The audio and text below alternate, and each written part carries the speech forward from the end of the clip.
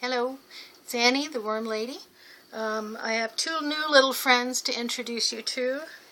I haven't named them yet. There were actually three. One died just about an hour ago. They are in really poor health, really poor condition.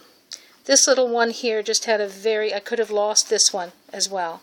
This little guy here, I went and looked in the vivarium, and he was all twisted up. He was like a comma. His legs weren't moving. He was shaking. He was having seizures. This part of him here was completely flat.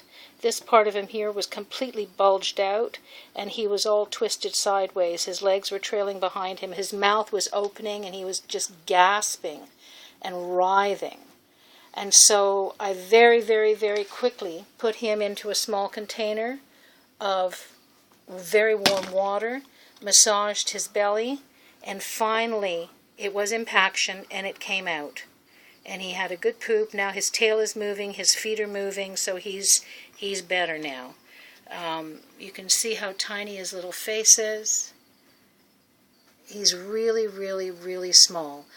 He had been eating, as they all had, quarter-inch crickets and mealworms, and just not right for them. This guy here, you can see his little arm. I don't know if you can see it on the camera, but it's twitching, and his fingers are twitching.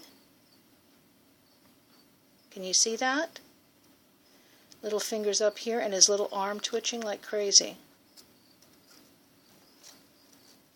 So we'll keep a special eye on this guy. He does not seem to have metabolic bone disease. This guy here has a very unfortunate lump right there at the base of his spine, at the beginning of his tail, right there. I'm not sure whether that's metabolic bone disease or whether it is impaction. He had a bowel movement a little while ago on his own. He's eaten. I've been feeding them baby food and phoenix worms. I've got a little bit of the baby food chicken, the very, very youngest baby food of chicken, not mixed with anything except broth, chicken broth. Then I've got 2 or 3 other vegetables, just vegetables, not mixed vegetables, just the vegetable. Sweet potato and green bean.